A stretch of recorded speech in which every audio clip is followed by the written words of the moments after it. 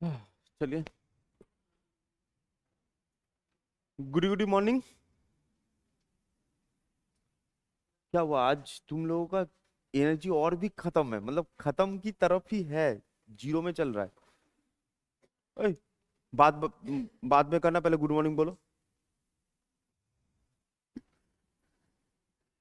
चलो, अच्छा तो आज स्टार्ट आपका होगा, that is advent of the Europeans. Advent of the Europeans का मतलब क्या है कि जहां से यूरोपियंस आना स्टार्ट करते हैं इंडिया में। ठीक है, that is advent of the Europeans. अब एडवेंट ऑफ द यूरोपियंस आने से पहले फिर से वही सेम चीज पे पहले जाते हैं।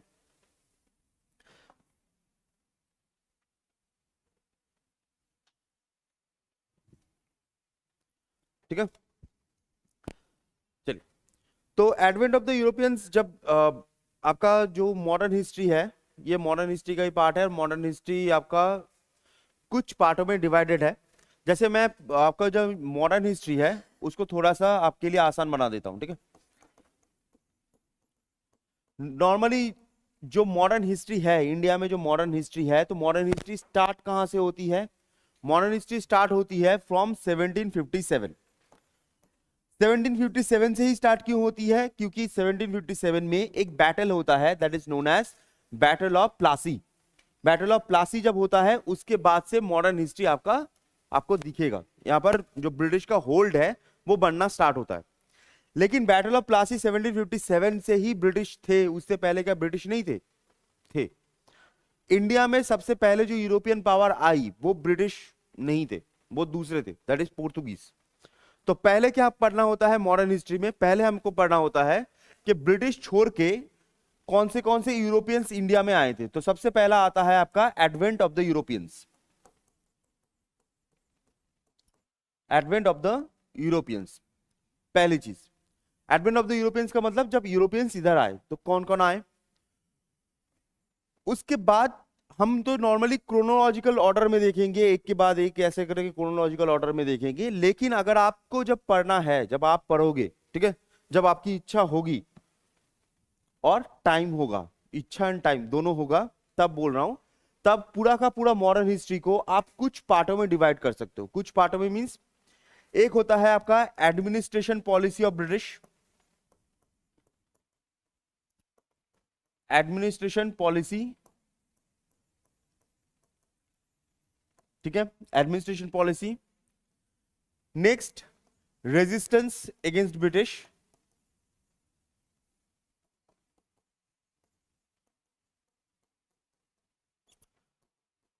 Resistance against British. Next, socio cultural reform.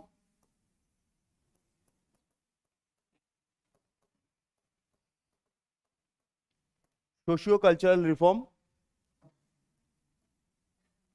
Next, war of British empire, war of British. And last one is Gandhian phase. ठीक है, गांधीयन फेज। अब ये जो चीजें हैं, ये चीजें आप ऐसे डिवाइस कर सकते हो अलग अलग अलग अलग। अब जो रेजिस्टेंस अगेंस्ट ब्रिटिश की बात यहां पर की जा रही है, जब रेजिस्टेंस की बात की जा रही है तो यहां पर सिर्फ रेजिस्टेंस की बात नहीं की जा रही, यहां पर जितने भी रेजिस्टेंस हैं वो, ऊपर से कांग्रेस, ठीक है, स्वराज पार्टी, ये सब भी यहां पर इंक्लूड होगा। ठीक है, कांग्रेस स्वराज पार्टी जो होता है तो वो भी यहां पर इंक्लूडेड रहेंगी। तो ये आप ऐसे डिवाइस कर सकते हो अलग अलग। बट हम कैसे करेंगे? हम ऐसे एक के बाद एक जो होगा, ऐसे एक के बाद एक ऐसे आते जाएंगे। ठीक है, एक के बाद एक, जो क्रोनोलॉजिकल ऑर्डर है तो क्रोनोलॉजिकल ऑर्डर में चलेंगे। ठीक है, चलिए। आप लोगों का जो लेटर मुगल बाकी है, तो जब मैं ये क्रोनोलॉजिकल ऑर्डर में लेके चलूंगा तो यहां पर जो लेटर मुगल है उसको भी मैं उधर ही चिपका दूंगा। ठीक है, 3 लेटर मुगल्स के बारे में आपको जानना है एज पर योर एग्जाम। 3 होते हैं। पहला, सबसे पहला जो होता है उसका नाम होता है फारूक शियार। उसके बाद होता है मोहम्मद शाह रंगीला। और लास्ट वन होता है बहादुर शाह जफर। ठीक है, ठीक है, ओके। अब आते हैं नेक्स्ट चीज पर, एडवेंट ऑफ द यूरोपियंस। यहां से स्टार्ट करते हैं, यहां से इसको थोड़ा सा मोटा कर देता हूं। हाँ, एडवेंट ऑफ यूरोपियंस, ठीक है। अच्छा, तो इंडिया में सबसे पहला यूरोपियन पावर कौन आया था, किसी का आइडिया है? पोर्तुगीज। जी, कब? ये कब मेन करती, ठीक है।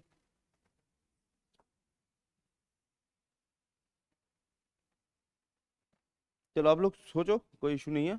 थोड़ा सा आपको समझाते हैं कि हुआ क्या, जिससे आपको थोड़ा सा आइडिया हो।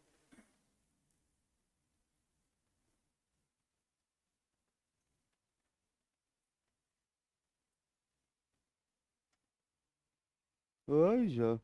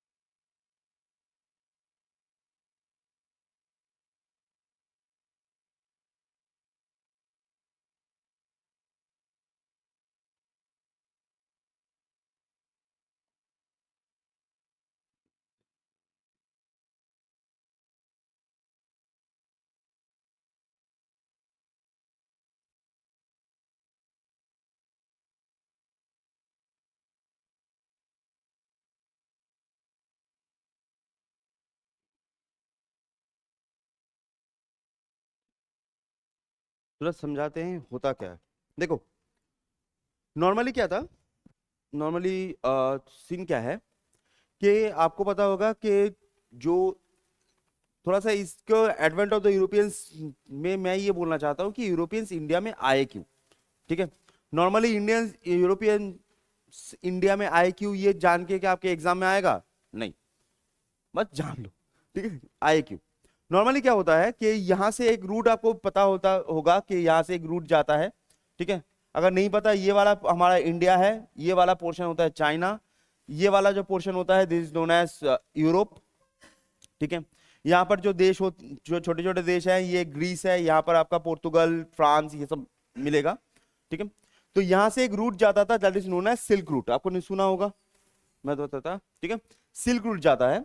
तो क्या होता है इन 600 एडी के आसपास, 600 के आसपास क्या होता है कि सिल्क रूट को रोमन्स बंद कर देते हैं, ठीक है। सिल्क रूट को रोमन्स बंद कर देते हैं। तो सिल्क रूट पहले तो सीधा जाता था, उसके बाद क्या होता था, ये जो सिल्क रूट जाता था ना, वो इंडिया के ऊपर से आके पहले सऊदी अरेबिया में घुसकर फिर से रोमन एम्पायर में जाता था, यहां पर रोमन एम्पायर में जाता था। तो यहां पर जो सऊदी अरेबिया के मर्चेंट्स हैं, वो इस सिल्क रूट का यूज करते थे अपना काम करने के लिए, ठीक है। अब सीन क्या है कि रोमन्स ने देखा कि ये जब सीधा आ रहा था तो पैसा कम लग रहा था, अभी यहां से घूम के आ रहा है तो पैसा ज्यादा लग रहा है। तो इसी वजह से क्या होता है कि रोमन्स ने ये जो रूट है ये बंद कर दिया, ठीक है। रोमन्स ने रूट बंद कर दिया।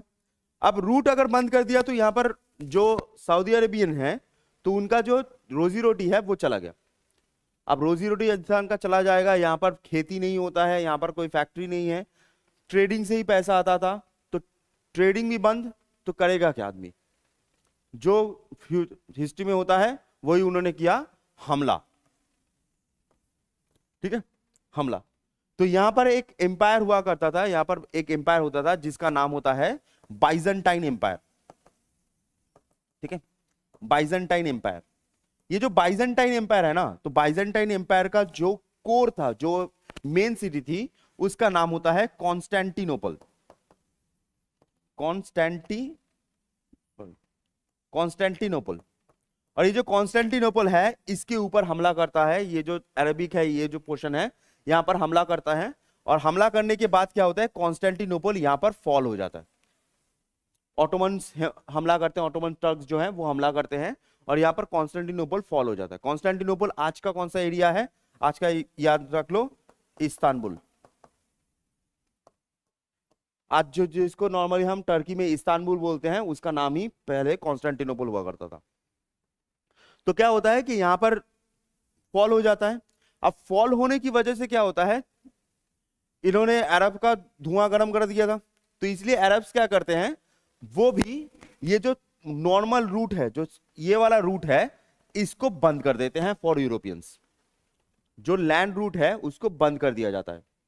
अब उस समय क्या हो रहा था, उस समय यूरोप में जब चल रहा था, यूरोप में चल रहा था एक स्टेज जिसको बोलते हैं रेनेसांस। रेनेसांस का मतलब क्या होता है कि जो पुराने बिलीव्स हैं उनको हटाया जा रहा था। उस समय नॉर्मली मीट उतना खाते नहीं थे, लेकिन आहिस्ता आहिस्ता क्या होता है, मीट खाना स्टार्ट करते हैं, जो चीजें हैं वो यूज करना स्टार्ट करते हैं। अब अगर आप मीट खाओगे, उस समय तो रेफ्रिजरेटर है नहीं, फ्रिज नहीं है, तो आपको मीट को प्रोटेक्ट भी तो करना पड़ेगा। तो मीट को प्रोटेक्ट करने के लिए चाहिए स्पाइसेस। अब स्पाइसेस मेनली कहां से आता था, स्पाइसेस मेनली आता था इंडिया एंड चाइना से। अब अरब्स ने क्या किया है, अरब्स ने यहां पर बैरिकेड कर दिया है कि आप इधर से तो नहीं जा सकते। तो इंडिया, सबको इंडिया का स्पाइसेस के बारे में पता था, बट प्रॉब्लम यही है कि वो लोग इधर से नहीं जा सकते। तो यहां पर जो इटाली के दो जगह थी, एक था आपका जेनोवा, एक था होता है वेनिसिया। नाम याद रखने की जरूरत नहीं है, बस सुन लो, जेनोवा एंड वेनिसिया। यहाँ के जो ट्रेडर्स हैं उन्होंने पैसा देना स्टार्ट किया, यहाँ पर जो किंग्स हैं उन्होंने पैसा देना स्टार्ट किया एक्सप्लोरर्स को कि आप जाइए, पूरा का पूरा जगह देखिए, घूम के आइए, इंडिया ढूंढ के आइए। तो ऐसे 3-4 एक्सप्लोरर्स के नाम हमको सुनने को मिलते हैं। तो यहाँ पर जो पोर्तुगल वाला एरिया होता है, ये जो पोर्तुगल वाला एरिया होता है, ये सबसे ज्यादा पैसा यूज करता है जाने के लिए। जैसे एक का नाम होता है कोलंबस, ठीक है, कोलंबस निकलता है। नेक्स्ट होता है मैगलन निकलता है, और एक और पर्सन निकलता है जिसका नाम होता है वास्को डा गामा। एक और पर्सन निकलता है, that is known as Vasco da Gama. ऐसे 3 पर्सन निकलते हैं। अभी जो कोलंबस निकलता है, तो कोलंबस जाना तो इस तरफ था, कोलंबस घूम के चला जाता है इस तरफ। यहां पर कुछ आइलैंड्स हैं, जैसे आपने सुना होगा, इन आइलैंड्स को बोलते हैं Caribbean islands, West Indies, Jamaica, ये सब जो देश होता है ना वो।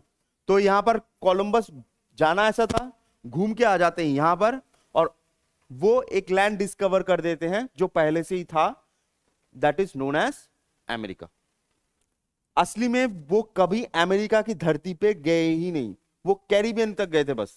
और अमेरिका जो धरती है वो उनके ही एक बोल सकते हो साथी था, जिसका नाम होता था अमेरिगो वेस्पुची। उनके नाम पर उन्होंने अमेरिका रख दिया। तो कोलंबस जाना इस तरफ चाहता था, हो गया इस तरफ। नेक्स्ट आता है मैगलन। मैगलन निकला, मैगलन निकला, यहां पर एक पास होता है जिसको बोलते हैं डैरियन पास।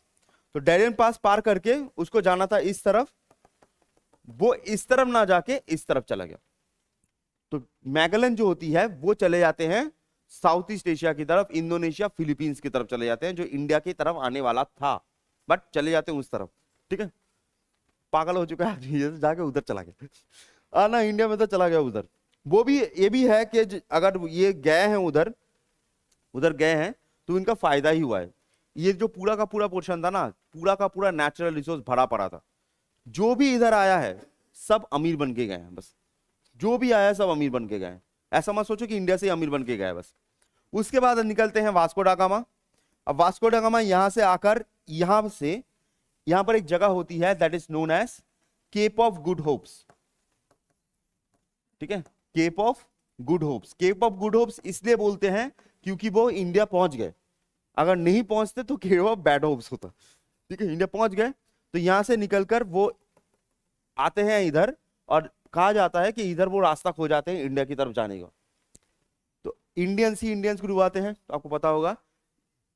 यहां से एक शिप जा रही थी जो गुजरात जा रही थी, एक शिप जा रही थी, तो वो वास्को डा गामा को लेती है और पहुंचा देती है टुवर्ड्स केरला।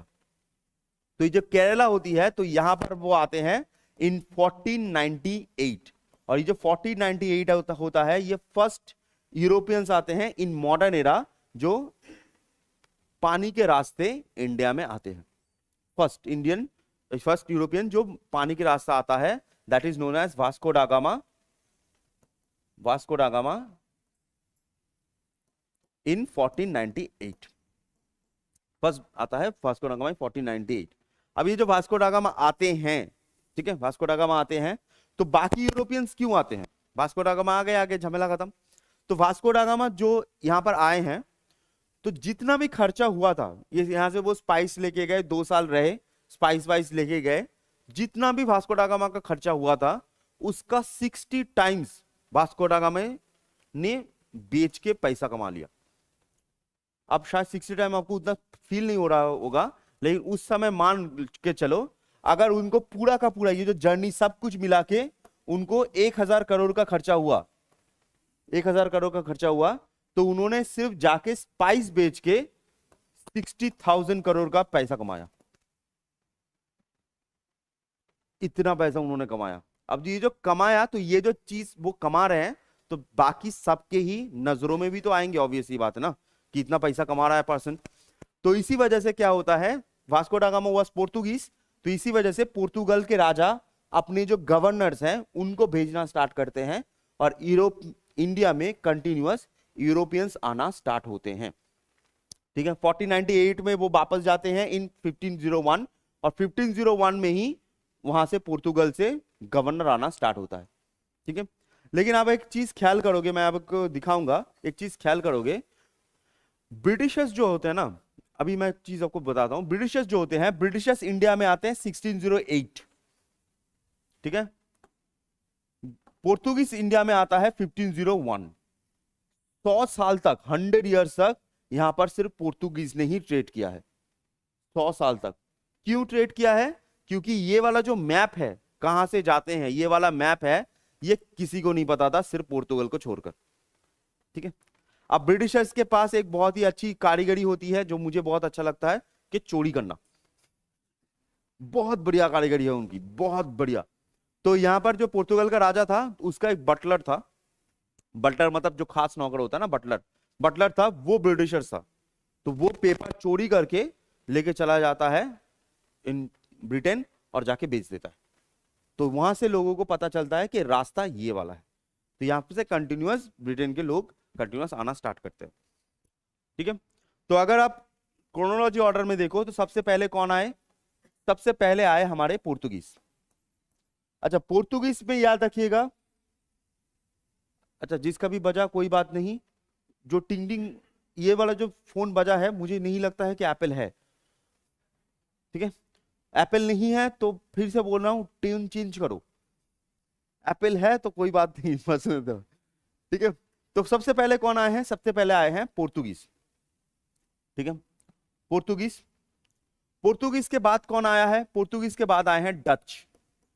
डच होता है नेदरलैंड्स के। ठीक है, डच के बाद कौन आया है? ब्रिटिश। ब्रिटिश के बाद कौन आया है? डेन्स। डेन्स का मतलब होता है जो डेनमार्क के लोग होते हैं, डेनमार्क, डेन्स। और सबसे लास्ट में आया है French. Portuguese, Dutch, British, Danes and French, ये जो लोग हैं, ये लोग आपको यहां पर क्रोनोलॉजिकल ऑर्डर में दिखेंगे। अब एक एक के बारे में आपको बहुत ज्यादा इंफॉर्मेशन, बहुत बहुत इंफॉर्मेशन याद नहीं रखना है, बट बेसिक इंफॉर्मेशन कुछ याद रखना है कि वहां पर पॉलिसीज क्या थी, चीजें क्या थी, बस इतना सर। ठीक है, मेनली हमको पढ़ना क्या होता है? मेनली हमको इनमें पढ़ना होता है पोर्तुगीज को और फ्रांस को। ठीक है, पोर्तुगीज और फ्रेंच जो होते हैं, इनको ही थोड़ा सा पढ़ना होता है। चलिए, तो एक एक करके आते हैं। तो सबसे पहले आते हैं पोर्तुगीज पर।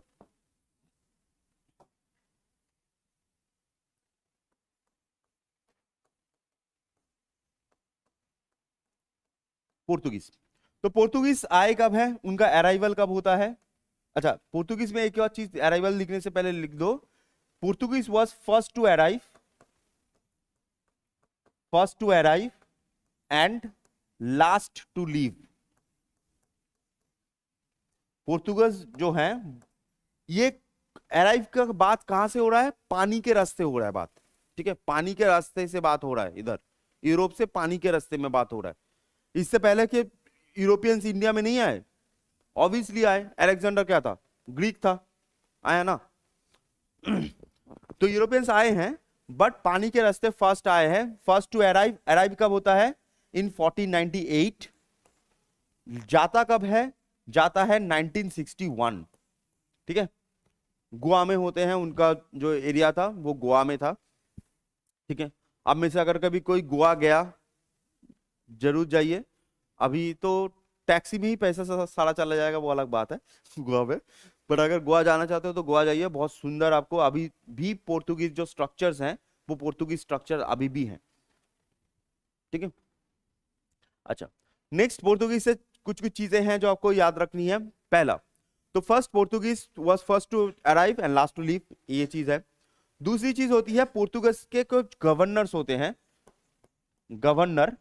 तो दो गवर्नर का नाम याद रखिएगा। दो गवर्नर, अगर कभी ऐसे पूछ ले ये किसका गवर्नर था, ऐसे दो गवर्नर का याद रखिएगा।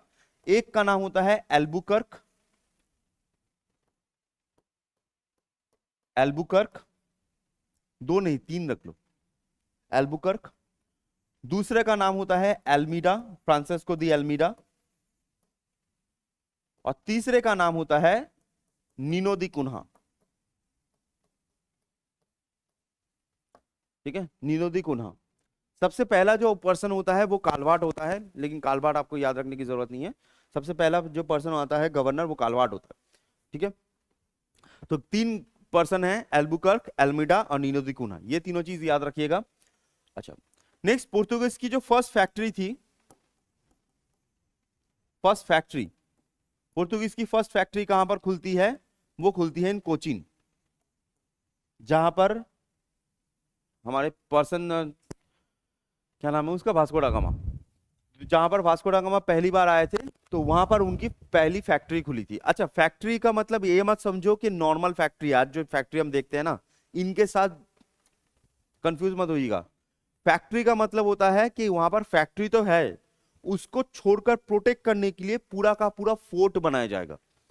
तो यहां पर जब फैक्ट्री होती है तो फैक्ट्री के अंदर ही उसका बस्ती भी है, उसका पूरा का पूरा फोर्टिफिकेशन है, मेन जो स्ट्रक्चर्स हैं वो स्ट्रक्चर्स भी हैं, और पूरा का पूरा जो एरिया है वो उनके हाथ में ही होगा, पोर्तुगीज के हाथ में ही होगा। तो ऐसे फैक्ट्रीज बनती हैं।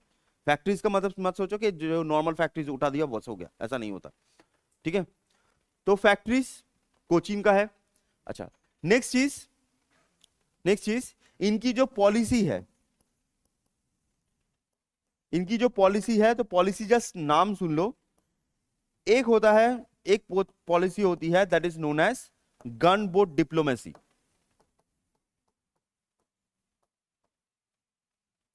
एक होता है गन बोट डिप्लोमेसी, दूसरा होता है ब्लू वाटर पॉलिसी।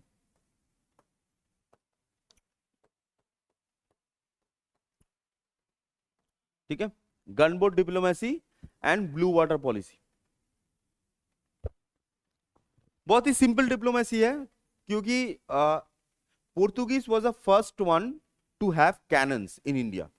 ठीक है, बैटल में जैसे मैंने कहा था कि बैटल में यूज किया था बाबर ने, लेकिन पोर्तुगल जो पहली बार कैनन लेके आए थे, और कैनन के बारे में किसी को नहीं पता था। तो गन बोट डिप्लोमेसी क्या था? बहुत ही इजी था, एकदम बहुत इजी है।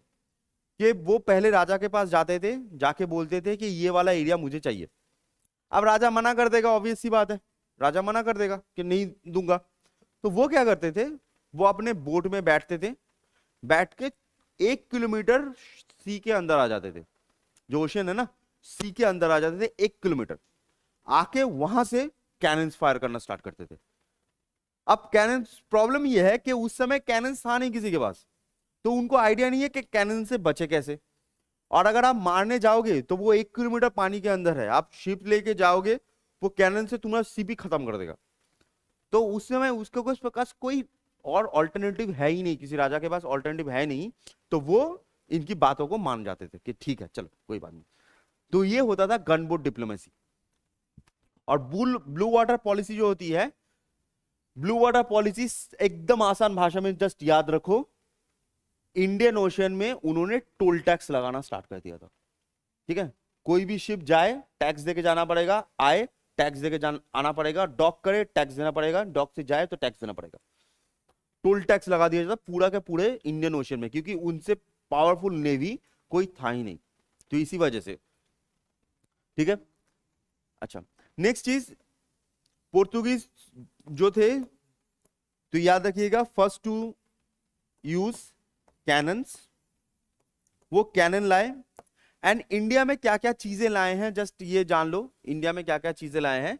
पोर्तुगल से दो चीजें जस्ट आपको याद रखनी है, एक होता है टोबैको, ठीक है, टोबैको पोर्तुगीज लाए हैं, ये क्वेश्चन पूछा गया था तो इसीलिए मैं लिख रहा हूं, टोबैको पोर्तुगीज लाए हैं, ठीक है। टोबैको बहुत सारे लोग आप लोग से यूज भी करते होंगे, ठीक है, टोबैको। अभी ये याद रखिए, ये कब आया है टोबैको, ये जो टोबैको लेके आया है ये पोर्तुगीज लाए हैं। जैसे मैंने कहा था कि जहांगीर बहुत ज्यादा टोबैको या फिर ओपियम यूज करता था, ये टोबैको ओपियम आता कहां से था, ये लेके आते थे, और जो मिडिल जो सऊदी अरब के ट्रेडर्स होते थे वो लेके आते थे जहांगीर के लिए, ठीक है। ये आए हैं 1500 में, जहांगीर राजा कब बनेगा 1605 के बाद, ठीक है। तो यहां पर वही लेके आते थे, मोस्टली वही लेके आते थे, ठीक है। और मैक्सिमम जो आप लोग खाना, जो भी खाना खाते हो, मैक्सिमम जो खाते हो, ठीक है, जो भी सब्जी हम खाते हैं उसका मैक्सिमम ये लोग लेके आए हैं, ठीक है। इंडिया में जो चीज मिलती थी, इंडिया में क्या क्या मिलता था पता है खाने में, जो आज आप लोग खाना पसंद नहीं करोगे, देखने से थू अगर फेंक दोगे, वही चीज इंडिया में पहले मिलता था। हमारे यहाँ पर जो भी चीज मिलता था, जैसे आज जो मिलता है, एक एक करके गिना देता हूं। आलू पोर्तुगीज लाए हैं, टमाटर पोर्तुगीज लाए हैं, गाजर यूरोपियंस लाए हैं, ब्रिटिशर्स लाए हैं, बीट यूरोपियंस लाए हैं, स्पिनच यूरोपियंस लाए हैं, सेलरी यूरोपियंस लाए हैं, ब्रोकली, कॉलीफ्लावर, बंधा गोभी जो होता है ना, कैबेज, शिमला मिर्च जिसको बेल पेपर बोलते हैं या फिर आप कैप्सिकम बोलते हो, अमेरिका से आया है। बचा क्या खाने में, इंडिया में क्या मिलता था, इंडिया में वो चीजें मिलती थी जो आप लोग खाते नहीं हो। लौकी इंडिया में मिलता था, एक होता है ना तुरई, ऐसा गोल टाइप का होता है सब्जी, ठीक है, वो मिलता था जिसको नॉर्मली हम खाते नहीं है। एक आप लोग यहाँ पर बहुत सारे खाते हैं, हमारे वहां पर तो बनता है कि ऐसे छोटा सा होता है, बहुत सारे सीड्स होते हैं, ऐसे छोटा सा होता है, इतना छोटा सा होता है, ग्रीन कलर का, ठीक है, पक जाए तो येलो और रेड हो जाता है, तुरई जैसे छोटा सा होता है ऐसे, तो उसको काट के बनाते हैं, वो चीजें हमारे यहाँ पर मिलती थी। तो जो चीज हम लोग अभी नहीं खाते, हाँ करेला मिलता था, ये चीज याद रखना, करेला। लेकिन आज का जो करेला है, जो नॉर्मल जो बड़ा करेला आप देखोगे, इतना बड़ा बड़ा जो करेला होता है, वो जो करेला है वो बाहर से आया है, वो इंडिया का नहीं है। लीची इंडिया का नहीं है, टी इंडिया का नहीं है, चाइना का है, कॉफी ब्राजील का है, ठीक है। इंडिया में सब लोग आए हैं और सब कुछ दे के गए हैं, बाकी ठीक है यूरोपियंस ही जो सिर्फ लेके गए हैं बाकी, ठीक है। चलिए, तो ये आपका पोर्तुगीज हुआ। अच्छा, पोर्तुगीज के बाद आता है डच, ठीक है, पोर्तुगीज के बाद आता है डच। अच्छा, इससे बेहतर यह है कि मैं आपको इधर दिखा दूं, ठीक है। तो पोर्तुगीज जो होती है, पोर्तुगीज के बाद सबसे पहले पोर्तुगीज आते हैं, पोर्तुगीज के बाद कौन आता है, दैट इज डच, ठीक है। पोर्तुगीज के बाद आते हैं डच, और डच का अगर आप यहां पर ख्याल करो, डच का आने का टाइम कितना है 1602, ठीक है। इनमें से 100 इयर्स का गैप है, तो 100 इयर्स में पोर्तुगीज ने अपनी जो पावर है वो अच्छे से कॉन्सोलिडेट कर दी थी, ठीक है।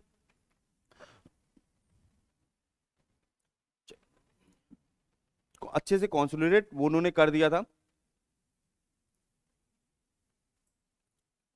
नॉर्मली जो डच है वो पहला फैक्ट्री, इसका सिर्फ दो चीज आपको याद रखना है कि जो पहला फैक्ट्री है ये कहां पर होता है, डच का जो पहला फैक्ट्री होता है that is known as Masulipatnam,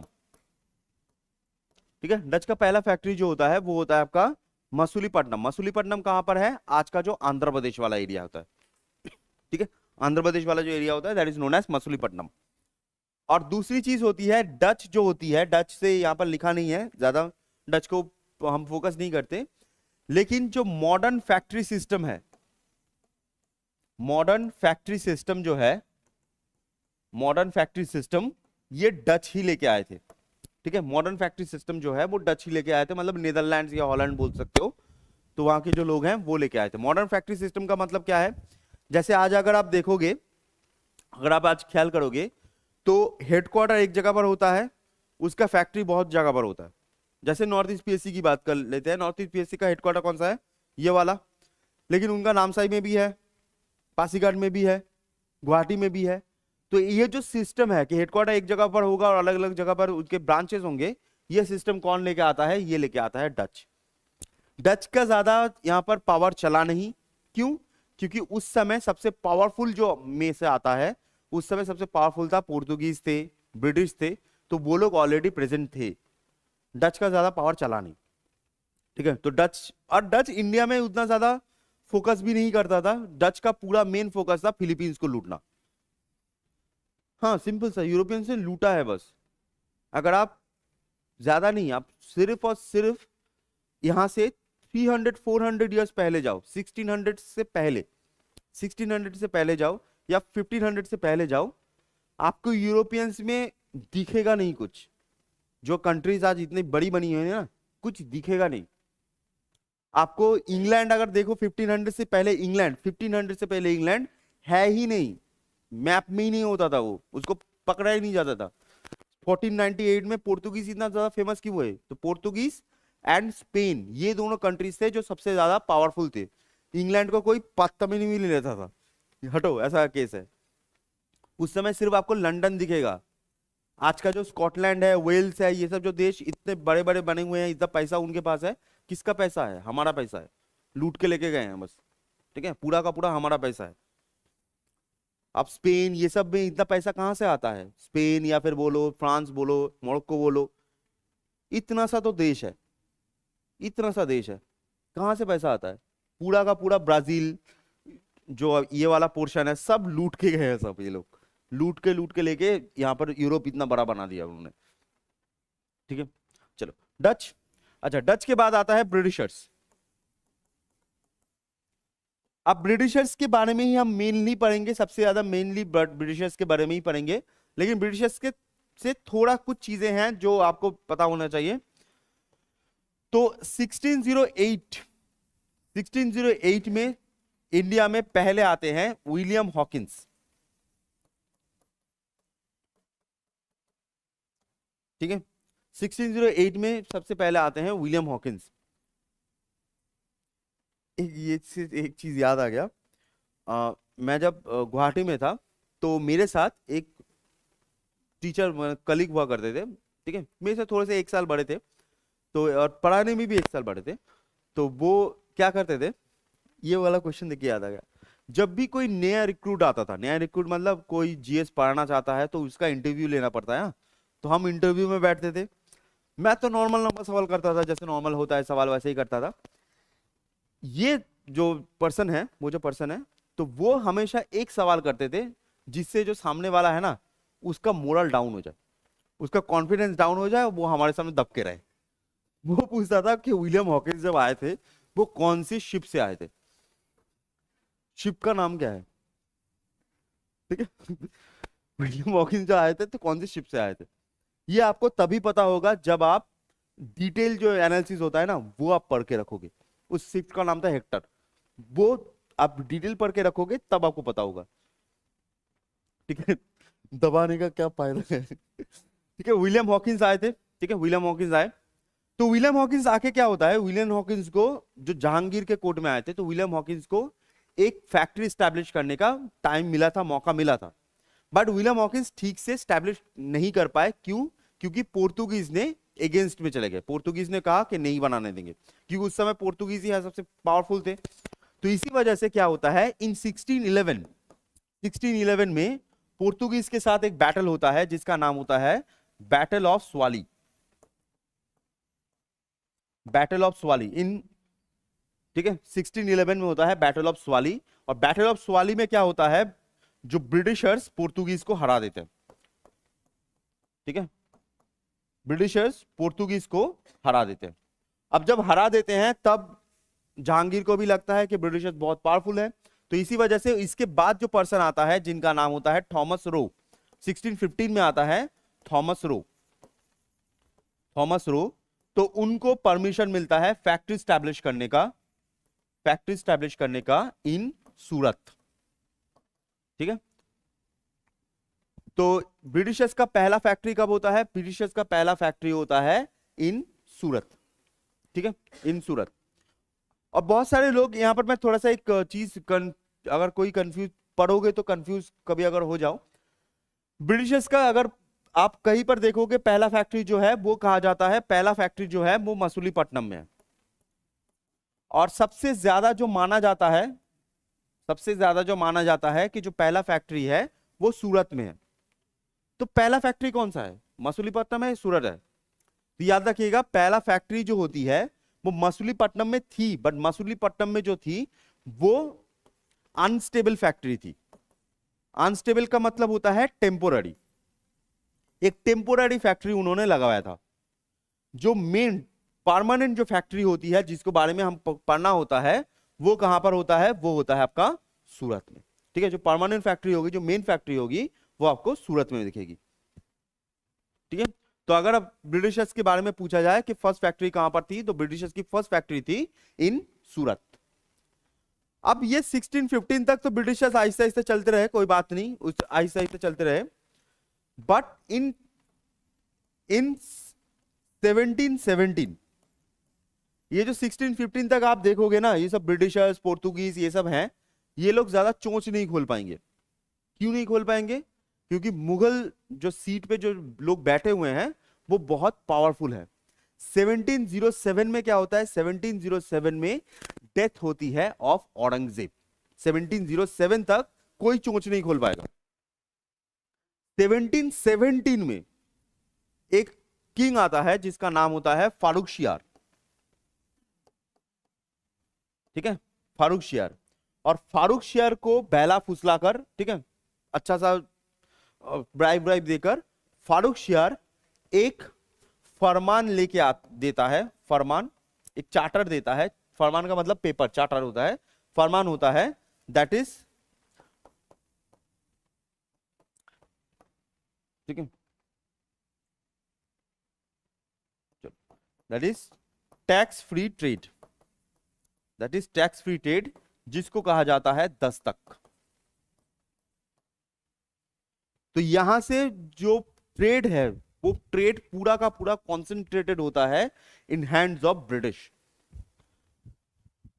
tax free trade या दस्तक का सिंपल सा मतलब क्या होता है आसान भाषा में? आसान भाषा में क्या होता था कि उस समय जो भी यूरोपियंस पावर थे, सामान लेके आते थे, टैक्स दो, सामान लेके जाओ, टैक्स दो। तो ये चीज होती थी। बट इस समय क्या है, फारुखशियार ने क्या कहा कि फारुखशियार ने कहा कि आप पूरे साल का जो कुछ टैक्स बनता है उसका कुछ ही फ्रैक्शन टैक्स आप मुझे दो। पूरे साल में 2 लाख रुपए देना पड़ता था उनको, कि 2 लाख रुपए टैक्स आप मुझे दे दो, पूरे साल आप फ्री ट्रेड करते रहो, जितना भी सामान लेके आओ, जितना भी सामान लेके जाओ, कोई इशू नहीं है। नॉर्मली जब वो लोग लेके आते थे तो टैक्स बहुत ज्यादा होता था। मान लो टैक्स होता था 20 लाख का, लेकिन उन्होंने दस्तक देके सिर्फ 2 लाख का टैक्स कर दिया। बाकी जितना भी सामान लेके आओ, जितना भी सामान लेके जाओ, कोई टैक्स की जरूरत नहीं पड़ेगी। ठीक है, तो इसे हम बोलते हैं दस्तक। ठीक है,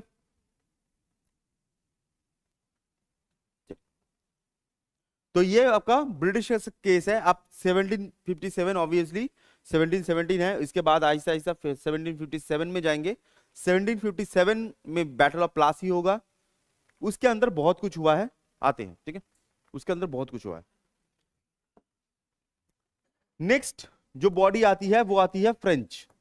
डेन्स की पढ़ने की जरूरत नहीं है। डेन्स बहुत ही ज्यादा कमजोर, इंडिया के हिसाब से बहुत ही ज्यादा कमजोर थे। और डेन्स जो ब्रिटिशर्स का पैसा है वो स्मगलिंग करने में काम करते थे। ठीक है, ब्रिटिशर्स का पैसा स्मगल करते थे बस। फ्रेंच, अब फ्रेंच इंडिया में कब आता है? फ्रेंच अराइव्ड इन इंडिया 1664, सबसे लेट। ठीक है, 1664 में आते हैं, सबसे लेट आते हैं। दूसरी चीज होती है फ्रेंच का जो मेन गवर्नर होता है। ठीक है, फ्रेंच के बहुत सारे गवर्नर थे, लेकिन एक गवर्नर का नाम याद रखिएगा, that is known as Dupleix. X यहां पर इंक्लूड नहीं होगा, ठीक है, यहां पर एक्स जो होता है वो ओमिट कर दिया जाएगा, that is known as Dupleix. तो ये जो डुप्ले होते हैं यही पूरा का पूरा इंडियो जो जो ब्रिटिश और फ्रेंच के एंग्लो फ्रेंच जो वॉर होता है उसका पूरा का पूरा मास्टरमाइंड इसका ही है, ठीक है, दैट इज डुप्ले। फ्रेंच जीत रहे थे, सच में बोलूं तो फ्रेंच जीत भी रहे थे, स्टोरी बताता हूं तुमको। तो फ्रेंच 1664 में आए, गवर्नर कौन था? डुप्ले, सबसे फेमस गवर्नर, ठीक है, सबसे फेमस गवर्नर होता है डुप्ले। अच्छा, जब फ्रेंच आए तो फ्रेंच की जो फर्स्ट फैक्ट्री बनी है, फर्स्ट फैक्ट्री जो बनी है, फर्स्ट फैक्ट्री वो कहां पर बनी है? फर्स्ट फैक्ट्री वो होती है अब इन पुडुचेरी। आज तो पुडुचेरी है, पहले उसका नाम पौंडीचेरी था। फर्स्ट फैक्ट्री जो होती है वो पौंडीचेरी में बनती है या पुडुचेरी में बनती है, ठीक है।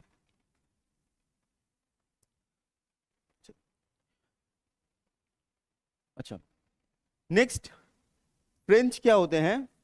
जब फ्रेंच आते हैं तो French was the first European power, European power जो पॉलिसी लेके आता है, पॉलिसी ऑफ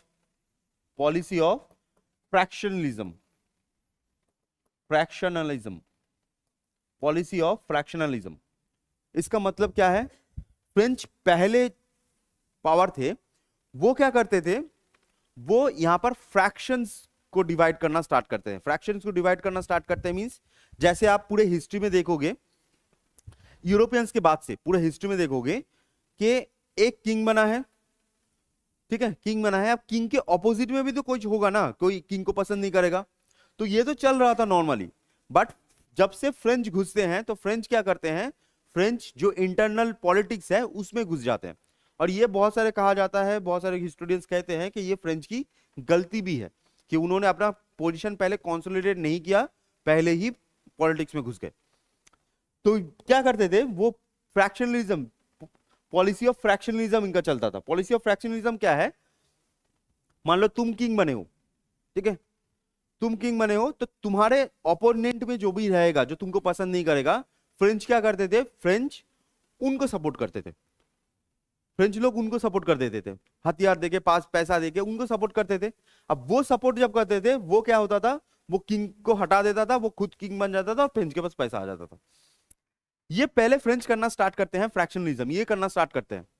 अब ब्रिटिशर्स ने भी देखा कि अच्छा ये कर रहे हैं, तो ब्रिटिशर्स ने क्या किया, फ्रेंच जिसको सपोर्ट करते थे उनके अगेंस्ट वो सपोर्ट करना स्टार्ट करते थे।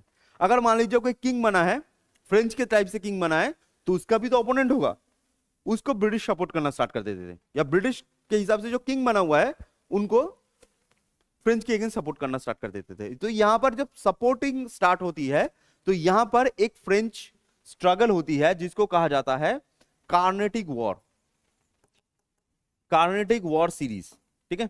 ऐसे बहुत सारे कार्नेटिक वॉर आपको देखने को मिलेंगे। कार्नेटिक वॉर कार्नेटिक वॉर कहां पर है? कार्नेटिक, ये जो कार्नेटिक एरिया होता है वो होता है साउथ इंडिया में, जो आंध्र प्रदेश वाला एरिया होता है। तो वहां पर सिर्फ किंग बदल रहे हैं, बस इधर उधर इधर उधर, बस किंग इधर उधर जा रहा है। कार्नेटिक वॉर जो होगा वो यहां पर नॉर्मली स्टार्ट होगा। कार्नेटिक वॉर किसके इसके बीच में होता है? French versus British. नाम तो इंडियंस का यूज किया जाएगा, नाम तो इंडियंस का यूज हुआ है, बट असली में लड़ाई फ्रेंच वर्सेस ब्रिटिश हुई थी। अब ये जो डुप्ले है, ये जो डुप्ले है, ये फ्रेंच को जितवा ही रहा था, कंटिन्यूअस जितवा रहा था। बट प्रॉब्लम क्या होता है कि जो फ्रेंच और ब्रिटिश की जो लड़ाई हो रही थी ना, फ्रेंच को ब्रिटिश की लड़ाई हो रही थी, तो वहां पर यूरोप में भी फ्रांस और ब्रिटेन की लड़ाई चल रही थी, और यहां पर फ्रांस जीत रहा था, यूरोप में ब्रिटेन जीत रहा था। तो क्या होता है कि फ्रांस और ब्रिटेन की जब लड़ाई होती है तो जो ब्रिटेन की गवर्नमेंट और जो फ्रांस की गवर्नमेंट, इन दोनों के बीच एक ट्रीटी होता है कि आप एक काम कीजिए, यहां पर हम लड़ाई वड़ाई सब रोक देंगे, जो भी सामान टामान है वो हाफ ऑफ कर लेते हैं, आपके पास एक मौका है, बस इंडिया से डुप्ले को लेके वापस आ जाइए, ठीक है। तो डुप्ले जो था, जिसने पूरा का पूरा पोर्शन बनाया था, पूरा का पूरा जो फ्रेंच कॉलोनी था जिसने बनाया था, इवन जो फ्रेंच ईस्ट इंडिया कंपनी है ना, वो गवर्नमेंट कंपनी थी, तो उन्होंने पैसा नहीं देते थे, तो इसलिए डुप्ले ने अपने पॉकेट से खर्चा करके फोर्टिफाई किया था, पौंडीचेरी को, फोर्टिफाई किया था, इतना पैसा उन्होंने दिया था। तो ऐसे पर्सन को उन्होंने कहा कि डुप्ले को, ब्रिटिशर्स ने कहा कि वापस लेके आ जाइए आप, ये ट्रीटी का है कि डुप्ले को वापस लेके आ जाइए। फ्रांस मान गया, डुप्ले को वापस भेज दिया, डुप्ले को वापस लेके चले गए। और ये जो वापस लेके चले गए तो इसके बाद जो भी गवर्नर आया वो इतना स्ट्रांग गवर्नर नहीं था। वो जो गवर्नर आया तो उनको एकदम पीस दिया गया, पीस के पूरा का पूरा जो ब्रिटेन है, जो ब्रिटिश है, पूरा का पूरा फोटो कर देता है। सिर्फ 20 साल में फ्रेंच खत्म हो जाते हैं। नॉर्मली फ्रेंच आए कब थे? 1664। ये होता है 1740s के टाइम पर, कार्नेटिक वॉर। 70s 40s के टाइम पर कार्नेटिक वॉर चल रहा था जहां पर फ्रेंच जीत रहा था। सिर्फ 20 साल में, इन 1760 नॉट 60, 59, 1759-60 में एक बैटल होता है, that is known as battle of Wandiwash. Battle of Wandiwash, ये जो बैटल ऑफ वॉन्डिवॉश होता है इसमें फ्रेंच को हरा दिया जाता है और पूरा का पूरा फ्रेंच को समेट दिया जाता है। सिर्फ 20 साल में, डुप्ले चले जाने के सिर्फ 20 साल में पूरा का पूरा फ्रेंच समेट गया। सबसे बड़ी गलती माना जाता है फ्रेंच मिलिट्री हिस्ट्री में कि डुप्ले को वापस बुलाना। ठीक है, अच्छा ही हुआ, गए, क्या ही फर्क पड़ता है, अच्छा ही हुआ, क्योंकि ब्रिटिशर्स ने ही लूटा है, फ्रेंच रहते तो वो भी लूटते। ठीक है, और फ्रेंच के पास बहुत सारा अभी भी टेरिटोरी था ना, पूरा का पूरा जो नॉर्थ साउथ अमेरिका था, तो टेरिटोरी उनके पास ही था। ठीक है, अच्छा मैम उठा रहे हो, हैंडसम आ रहा हूं ना मैं? हाँ फिर ठीक है, नहीं तो फोटो कैंसिल करके फिर उठाओ। चलो, फ्रेंच का बात हुआ।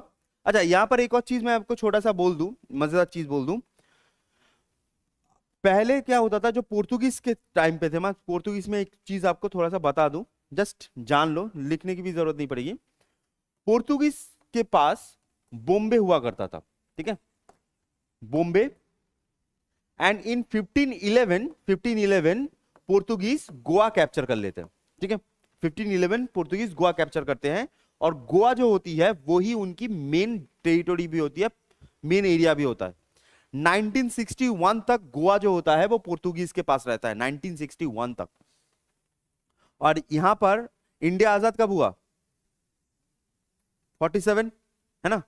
तो 47 से 1961 तक जो पर्सन है गोवा में, जो पर्सन है वो पोर्तुगल के लेजिस्लेटिव असेंबली, जो पोर्तुगल का पार्लियामेंट में जाता था, पार्लियामेंट में बैठता था। मतलब पोर्तुगल गोवा को अपना ही टेरिटोरी मानता था आफ्टर इंडियन इंडिपेंडेंस, टेरिटोरी मानता था। 1961 में पोर्तुगल को हटा दिया गया और गोवा इंडिया के पास आ गया 1961 तक।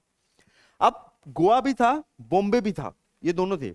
और आज का जो बॉम्बे आप देख पाते हो ना, आज का जो मुंबई वाला एरिया होता है बॉम्बे, उस समय बॉम्बे सिर्फ बॉम्बे नहीं था, बॉम्बे बहुत बड़ा था। उस समय बॉम्बे में महाराष्ट्र भी होता था, गुजरात भी होता था। 1960 में बॉम्बे दो पार्ट में डिवाइड होता है, महाराष्ट्र गुजरात में, पहले पूरा एक साथ था।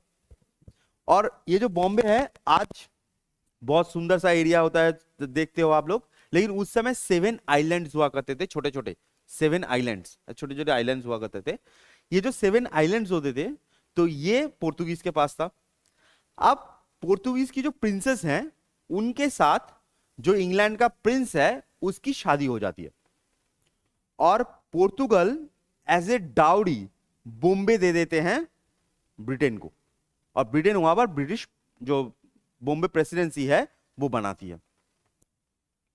3 सोचो, लड़की कौन है? पोर्तुगीज प्रिंसेस, लड़का कौन है? ब्रिटेन का, है ना? लैंड किसका है? इंडिया का। डाउरी दे कौन रहा है? पोर्तुगल। दे किसको रहा है? ब्रिटिश को। लैंड इंडिया का है। ठीक है, ये होता है बेगानी शादी में अब्दुल्ला दीवाना। ठीक है, लैंड दूसरे का है, वो देके उसको लेके उसको दे दिया। ठीक है, जैसे मान लीजिए आपका शादी हो रहा है तो आपने साइड वाला का जो घर का मिथुन है वो उठा के हमने डाउरी में दे दिया, लो ले लो के चलो, ऐसा केस है बस। ठीक है, तो बॉम्बे असली में उनके पास था। तो बॉम्बे, चेन्नई, ये वाला जो पोर्शन होता है that is known as Madras, and उसके बाद 1757 के बाद आता है उनके पास बंगाल, और बंगाल जब ब्रिटेन के पास आता है वहां से ब्रिटेन कमाना स्टार्ट करता है, क्योंकि ब्रिटेन उस समय जो बंगाल था, बंगाल सबसे पावरफुल जगह में से था और इतना ज्यादा पैसा था उसका। बंगाल मतलब वेस्ट बंगाल मत सोचो, वेस्ट बंगाल, आसाम, बांग्लादेश, ठीक है, उड़ीसा, बिहार का थोड़ा थोड़ा पोर्शन, ये सब पूरा का पूरा बंगाल में आता था। इतना पैसा था ना बंगाल में, इतना पैसा था कि एक पर्सन थे बंगाल में, अब कल आएंगे जब बैटल ऑफ प्लासी पढ़ेंगे तो बैटल ऑफ प्लासी में एक पर्सन होंगे जिनका नाम होता है जगत सेठ, ठीक है, जगत सेठ। तो जगत सेठ के बारे में ये डॉक्यूमेंटेड है कि जगत सेठ के पास इतना पैसा होता था कि पूरा का पूरा यूरोप मिला लो, यूरोप के जितने भी बैंक्स हैं सब मिला लो, उससे ज्यादा पैसा जगत सेठ के पास है। बैंकों में कितना पैसा होता है आइडिया है किसी को? कितना पैसा होता है बैंकों में? यूरोप के जितने भी बैंक्स मिला लो, सबसे ज्यादा पैसा किसके पास होगा? उससे भी ज्यादा पैसा होता है जगत सेठ के पास। अगर इस एस्टिमेशन में देखें, इस एस्टिमेशन में देखें तो जगत सेठ के पास पैसा होता था, नॉर्मली पैसा अगर कहा जाए पैसा होता था वो 800 लाख करोड़ होता था, 800 लाख करोड़। अब ये सुनने में आपको बहुत ज्यादा एस्टिमेटेड लगेगा कि बहुत ज्यादा एक्सैगरेटेड है, लेकिन आप सच में बोलूं तो एक्सैगरेटेड नहीं होगा, क्योंकि आपको एक छोटा सा चीज बताता हूं, अभी एक 5 मिनट ही बाकी है, जस्ट छोटा सा चीज बताता हूं और नेक्स्ट दिन हम आपका बैटल ऑफ प्लासी स्टार्ट करेंगे कल से। हैदराबाद सुना है? हैदराबाद का निजाम, ये तो वर्ड नाम तो सुना होगा, हैदराबाद का निजाम। ये कहा जाता है कि हैदराबाद का निजाम उस टाइम पे जब इंडिया एकदम डिक्लाइन पे था, उस टाइम पे भी सबसे अमीर पर्सन में से एक थे, इंडिया के सबसे अमीर पर्सन में से एक थे। और आज अगर आप देखो, आज अगर आप देखो तो सबसे पावरफुल, ठीक है, सबसे पावरफुल मतलब सबसे पैसा जिसके पास है सबसे ज्यादा, वो कौन है पता है किसी को? इलॉन मस्क, है ना।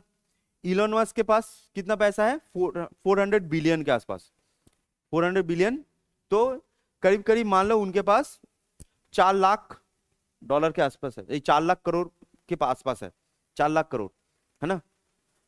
ये जो हमारे पर्सन है जो निजाम थे एकदम नीचे, मतलब 10 नंबर या 20 नंबर पे भी नहीं आएंगे, निजाम थे, उनके पास उस समय जब ये बात हो रही थी, लिखा जा रहा था, उस समय उनके पास पैसा था 18 लाख करोड़। जब निजाम का लिखा जा रहा था 18 लाख करोड़ उस समय है, इनके पास 4 लाख करोड़ है, उनके पास 18 लाख करोड़ तब था।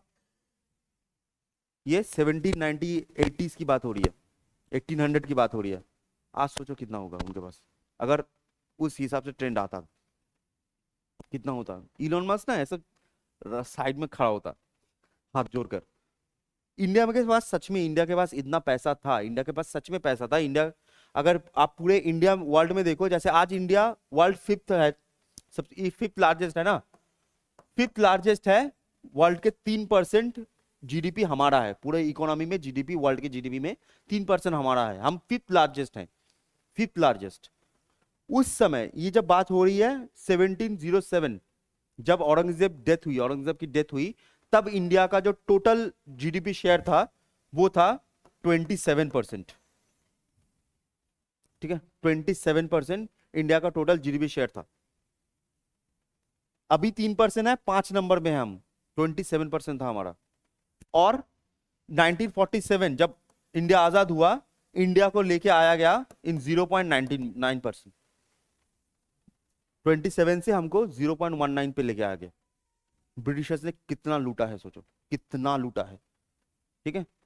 और ये जब भी 27 की बात होती है ना, और यहां पर याद रखिएगा जो पूरे वर्ल्ड में वेल्थ था, वेल्थ का मतलब सोना चांदी, ये सब डायमंड, ये सब जो वेल्थ होता है, लैंड वेल्थ होता है, इंडिया में 1/3 था, इंडिया में 1/3 था। इंडिया थोड़ा सा 1/3 से ज्यादा ही था, इंडिया में 1/3 था। एक देश के पास पूरे वर्ल्ड का जो है 1/3 है, बाकी 2/3 पूरे वर्ल्ड में बांट लो।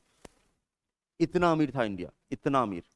और कहां से कहां आ गए हम, ठीक है। ब्रिटिशर्स ने क्या क्या किया,